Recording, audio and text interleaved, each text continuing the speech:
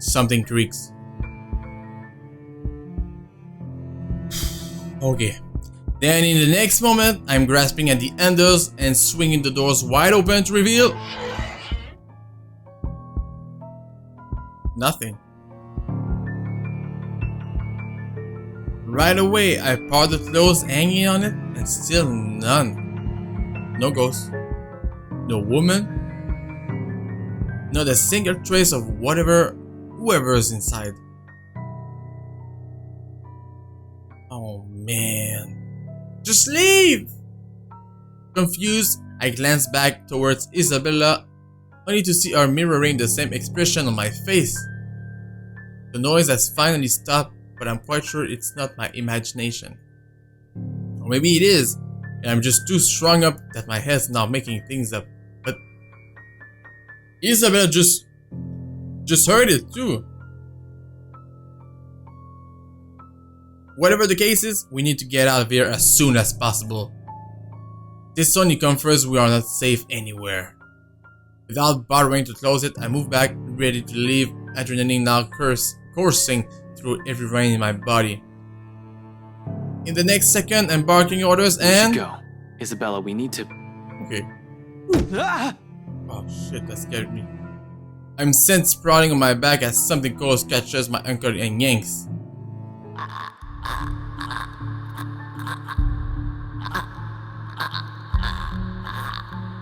No, not again.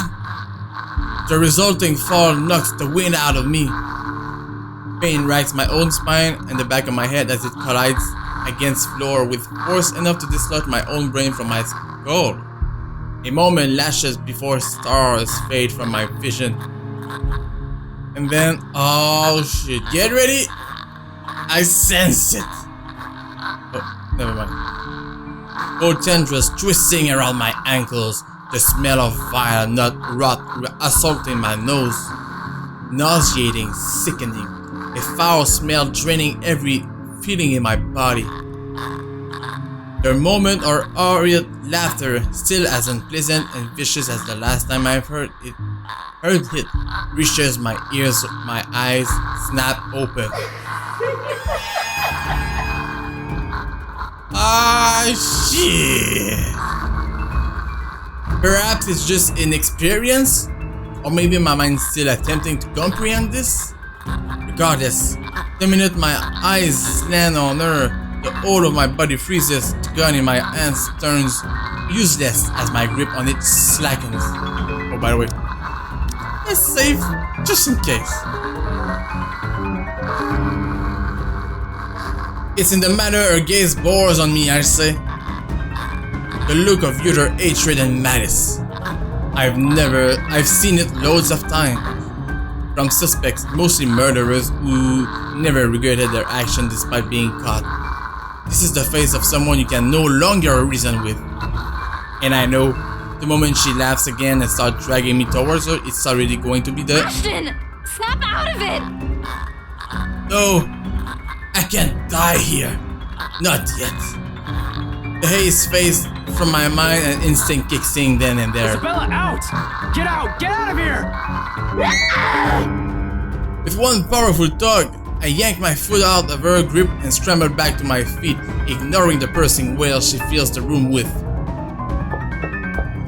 Within the span of a second, I'm gunning for the door, grabbing the wrist of the first person my hand can reach and leading the two of them out.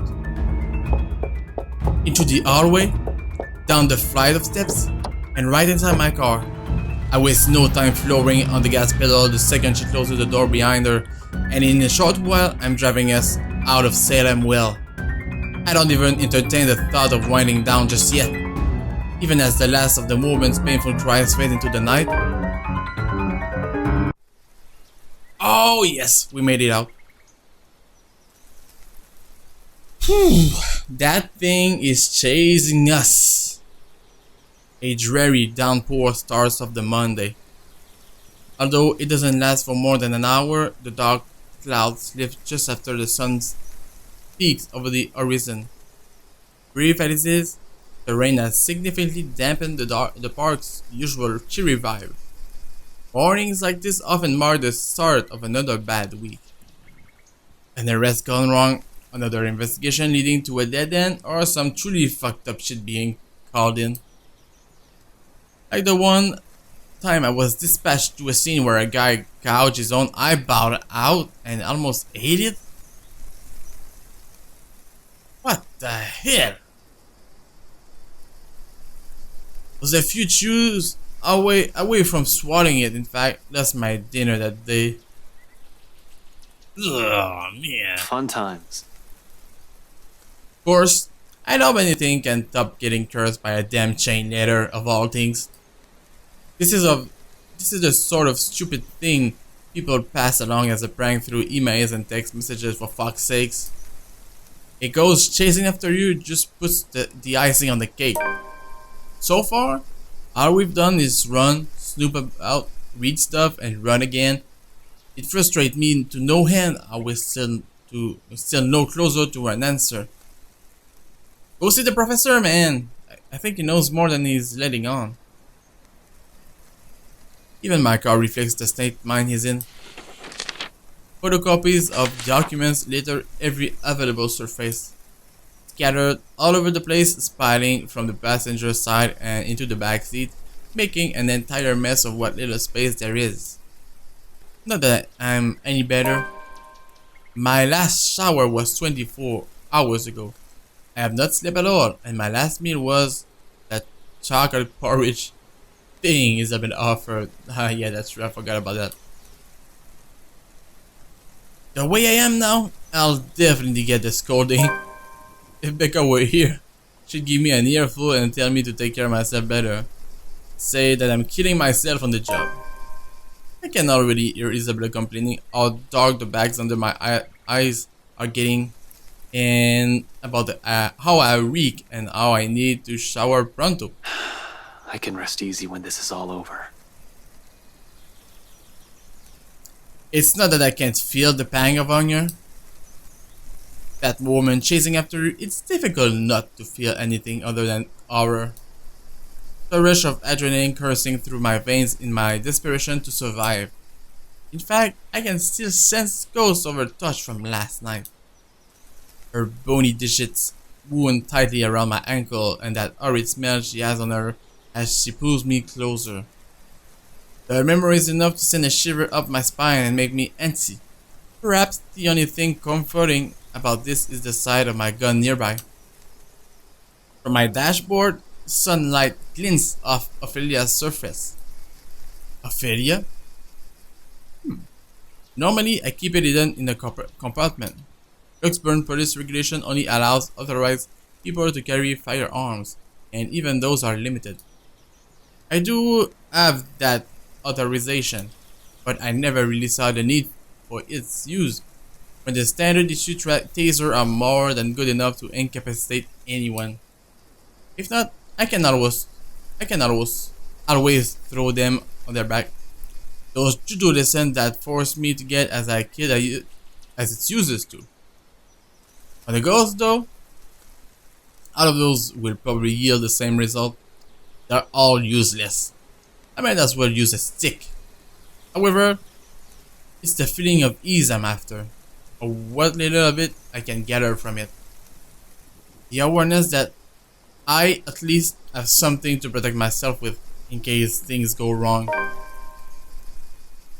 I can still protect the people who are still depending on me despite the missteps I've taken. It doesn't take the edge off though. The feeling that your whole body has been strained far beyond its capacity.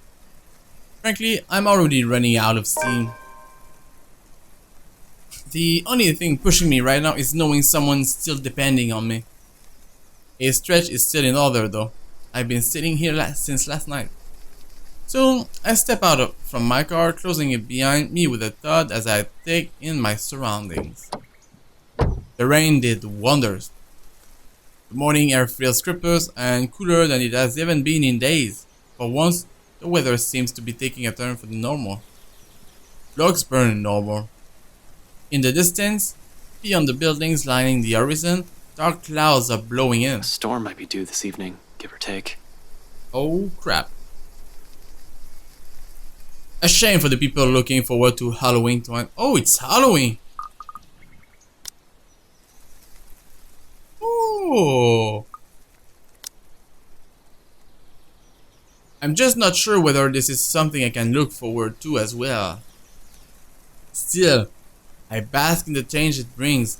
Inhale, exhale, breathing, taking a piece as if it will be my last.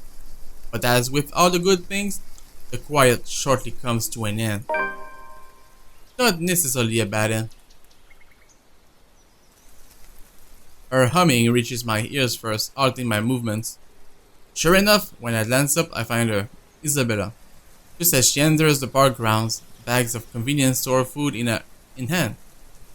After last night's flight from Salem, well, we've helitek to stay the night here, unsure if our home will still be safe. Normally, we'd both adverse to the idea of spending the night outside like this, but panic and distress has tainted that decision. It's not like we've gotten an ounce of sleep anyway. On the off chance of one of us did, it only lasted about a second. Or it's a fifth full one. But looking at her right now, from afar, it's easy to make her for someone who's simply out on an early morning stroll. Her steps are light and free as she walks, the expression on her face calm, if not untroubled. Her voice fills the atmosphere with a light air, temporarily easing up the disheartening mood. It's easy to pretend we're not knee-deep in a life and death situation the way she acts now. Easy to forget we've lost someone or one of us is being framed for a crime he likely did not commit. If anything, it's only her appearance that betrays the mask, slightly disheveled, bags under her eyes, an exhausted curve in her shoulders, and dragging footsteps. But the closer she gets, the more obvious these things are to the naked eye.